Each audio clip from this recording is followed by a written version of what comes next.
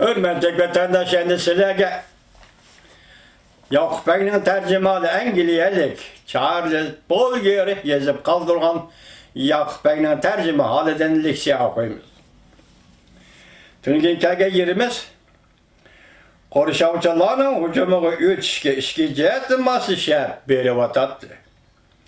Korgan'dan Xeyüyen isimlik bir yukarı derecelik öptüsür gerçi şehir. Müdafiyesiga mas'ul bo'lmasa-mu, lekin Yakup Bey bilan kelishim tuzdi. Bu kelishimga binoan Qo'rg'ondagi 3000 Xitoy askar chiroyliqcha taslim bo'ldi va Qashqarda o'ltiraqlashib qoldi. Ular xo'jalarning oliy hukmron ekanligini rasmiy e'tirof qilish va islom diniga kirish shart qilib qo'yildi. Ama ularning qoida usullariga asosiyatdan hech kim chaqilmadi. Ularni o'zlariga buyurilgan vazifalarni mamnunlik bilan o'rindadi. Iymon etgan bu kishilar yangi musulmonlar deb ataldi. Ular yangi istilochiga taslim bo'lgan oxirgi bir turkum Xitoy askarlari edi. Shundan e'tiboran Jungo hokimiyatining Jungariya va Sharqi Turkistondagi, ya'ni Uyg'uristondagi izi butunlay g'oyib bo'ldi.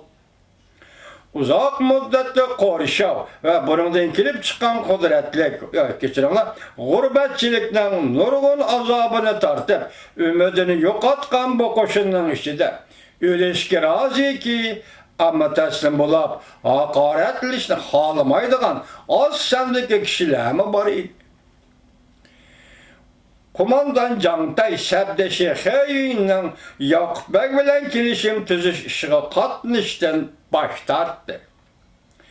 Qashqariya qo'shinlarining Qo'rg'onga kiradigan kuni yaqinlashib qolganda, bu Qaysarxon Ambal o'zining qorosiga kirib olib, hamma oila tabobatlari va chakorlarini o'z atrofiga yig'di-da, oldin alo ko'mib qo'yilgan bir minoga o't yoqish orqali o'zlarini portlatib o'ldirib oldi.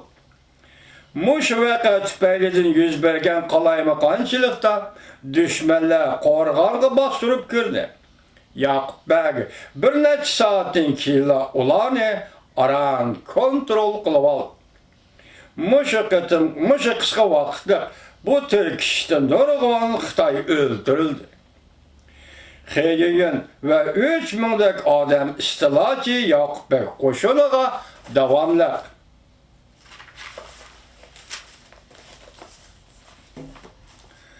xizmat o'tadi. Baya askar tüpetkenimizde bu yeni ittifak Yakup Bey Xeyinning güzel kızını öz nikahı alğanlığını tehemi çınıdı. Xeyinning güzel kızını öz nikahı alğanlığını tehemi çınıdı. Xotinperestlik. Ular bir neçe farzand ko'rdi. Lekin bu balalar tehe küçük bo'lg'achqa jamoat ishlariga aralasholmadi. Yakup Bey'ning Xitoylarga izchil turda mo'tadil muomala qilib kelganligini mushu sababdan bo'lgan deb tushundirish mumkin. Shuni tahqiqlashga bo'ladiki, bu Xitoy xotin Yakup Beyga toki oxirgi chog'larigacha naychton ta'sir ko'rsatib kelgan. Bu voqea 1865-yili sentabrda, ya'ni Yakup Bey 6 shahar rayoniga tunji qatim kelib, 9 oy o'tgandan keyin yuz berdi. Bu mezgilde uning eti ancha tez yurishib ketmagan bo'lsa-mu, taltikus o'rinlandi. Xitoylarning yo'qotilganligi, Qirg'izlarning ayvashga keltirilganligi, Qashqariyaning g'arbidagi joylarga qarab ilgirlayotgan Tungallarning to'sib qilinganligidagi kishilarning hammasi Yakup Bey'ning utuqlari edi. O bir qancha qatimliq jangda va qo'rishovda muvaffaqiyat qozonib, mag'lub bo'lganlar bilan g'alaba qilganlarning parch-parch qo'shinlarini yig'di-da, ulardan zo'r bir qo'shin tashkilladi. Yakup Bey'nin özü mü kelgisi de hakimiyet beşiği çıkış için cemaat fikri tayyorlashga dair bir muncha ishlarni qildi. Muşunun bilen bir vaqtda xalq taxtida o'ltirayotgan heliqi tövrimi xizmatda bargan siri mas'uliyatsizlik qilg'ili turdi va shahvatparastlikda bargan siri cho'nqur patqoqqa petib ketdi. Bozorxonni shahvonlikda uchig'i chiqqan ahmoqxonning tipik vakili desak bo'ladi. Lekin Yakup Bey'ni bo'lsa odatdagi qaysar keskin vezir depla ta'riflash kifoya qilmaydi. Yeni shahar taslim bo'lib uzoq o'tmay Qo'qondan bir turkum qo'shin kelayotganligi to'g'risidagi xabar yetib keldi. Lekin bu odamlar nima odamlar? Ularning bu yerga kelishdagi maqsadi nima ekanligini hech kim bilmaydi. Bu odamlar Xudoyorxonga qarshi chiqib, yengilgandan keyin Qashqariyaga qochib kelayotgan bir turkum suiqasdchilar edi. Xudoyorxon Olimqul o'lgandan keyin yangi boshdan taxtga chiqqan edi. Bu suiqasdchilar Xudoyorxonning armiyasi tarafidan so'rib to'qay qilingandan keyin panohlanish uchun Qashqarga kelmoqchi. Ular chegirda lag'aylab yurgan cheg'idilar Yakup Bey'ning do'st sifatida kelgan bo'lsanglar marhamat. Agar dilinglarga dushmanlik g'arizini pikib kelgan bo'lsanglar beshinglarga qilich tanglagli degan mazmundagi bir parcha qisqa xatini topshirib oldi. Bu qo'qonliklar Yakup Bey'ning bu bayonotini ularga yetib berishdan ilgari o'zlarining kelgisida zodi nimalarni qilish lozimligi ustida aniq bir qarorga kelolmay ikkilanib turgan edi. Chunki ularning ichidagi ba'zi odamlar haqiqatan o'z manfaatini ko'zlab Qashqariyani bo'ysundirish niyatida bo'lib o'tadi. Ama Yakup Bey'den bu vaqtki aniq bayonotini topshirib olgandan keyin va Yakup Bey'ning g'albisining muqimlashib qolganligini tushunib yetgandan keyin ular hamma g'arazlardan butunlay voz kechib Qashqariya ittifoqiga kirdi.